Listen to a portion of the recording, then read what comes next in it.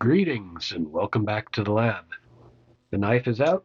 Time for another mailbag. First item, let's do the small stuff first. We'll try and get this one open without fighting me. I think I know what this is.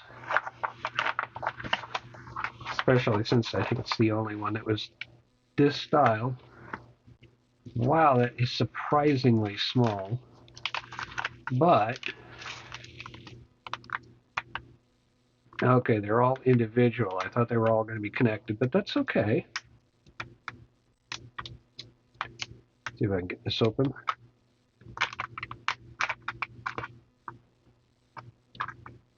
And come on. There we go. So, should be 10 of these.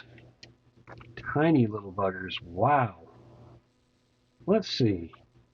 Let's see if I can put this up on the side camera. Get it to focus. There we go. Now you still can't really tell what that is. Does that give you a clue? It's a touch sensor. And my thought was, let's see, and imagine somebody doing this. What I was thinking about was on the keyboard project.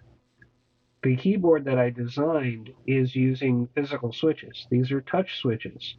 These are, wow, even a little kid could play. They're really small sensors, but that may be a good thing. If my finger is covering it completely, then that pretty much assures that I'm making contact here. So if these work reasonably well, I could replace the key part of the keyboard with all of these. So I wanted to get enough of them, and I just saw a good deal for 10 of them. So I figured, that'll get me through a half an octave. And if it works out, they were cheap enough. They're actually cheaper than the switches that I used. So we'll see. That's the thinking. That's why I got these. If not, I'm sure I can come up with something else. If these are latching switches, then I could also use them for the signage I have up here, my displays, and that could be fun too. I think I got 11 of them. Huh, I ordered 10. I ain't complaining. All right, let's move on to the next thing. Another smaller one. Maybe I just need a sharper knife. Just being a klutz is the problem. Being a klutz, I could actually hurt myself pretty bad with a sharp knife. So let's see. This should be another one of the light sensors. Yep, that's what it looks like. Item number 3 is actually multiple items.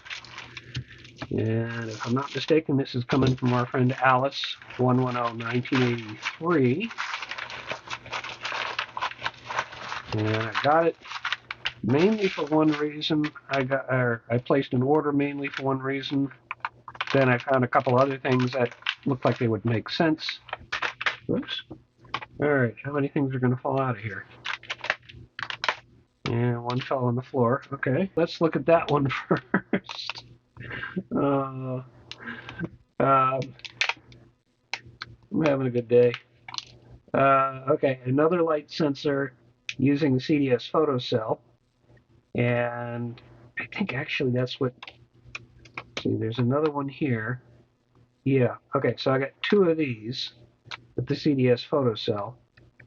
And I think actually the ones that they were showing had the CDS photocell sticking out that way, but that's okay. I'm not going to worry about that much. Then I also have here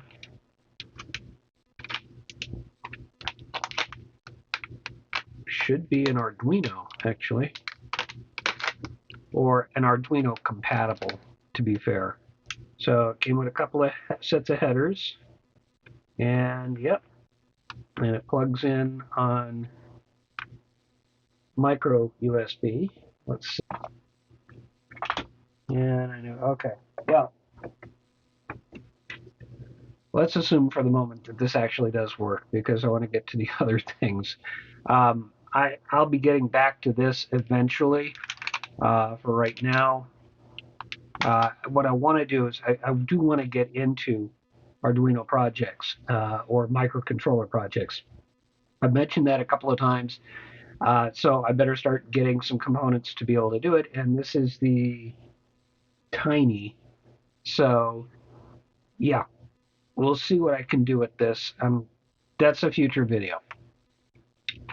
Now, the main event here, after I discovered it, I was like, wow, okay, this could be really useful. And I'm thinking that's probably going to be this video very soon, is a frequency counter kit. So here's all of the components that it comes with no instructions. So that'll make it a little bit more entertaining.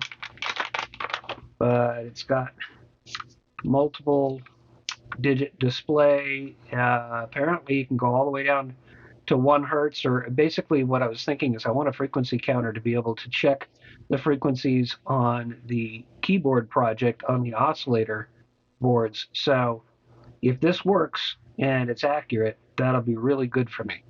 So I want to get it assembled in order to figure that out. So that'll be an upcoming video. That takes us to yet another main event. I've been wanting this to come, and it's timing out almost perfectly. Whoops. Okay.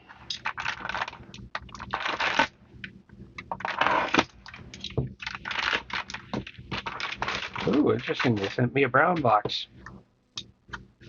This should be the sparkler circuit boards, unless I did a 3D print that I forgot about. Well, it doesn't have the fragile on the top here, so yep, looks like that's what it is. So if I've done this right, so this should be shaped very much like the other ornaments, but the circuit is different. All right, there we go. Yep. We'll put a couple of them up so you can see. That's what these look like. Yeah. So what this is ultimately, I'll have a 12-volt connection down here. This is the hole that aligns to the coupler. I've got the LEDs laid out in 8 rows going that way. Just realized how much these look like skulls on white background.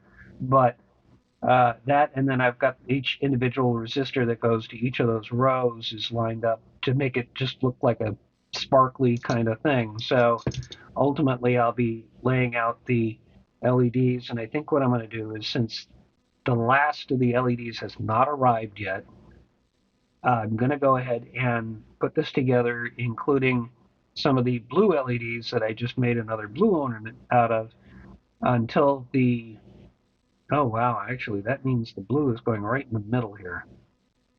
This is going to be harder to extract. All right, well, I'll have to figure that out. But that's what the circuit boards look like. We'll get to those in a future video. That's it. That's the unboxing here, or the mailbag.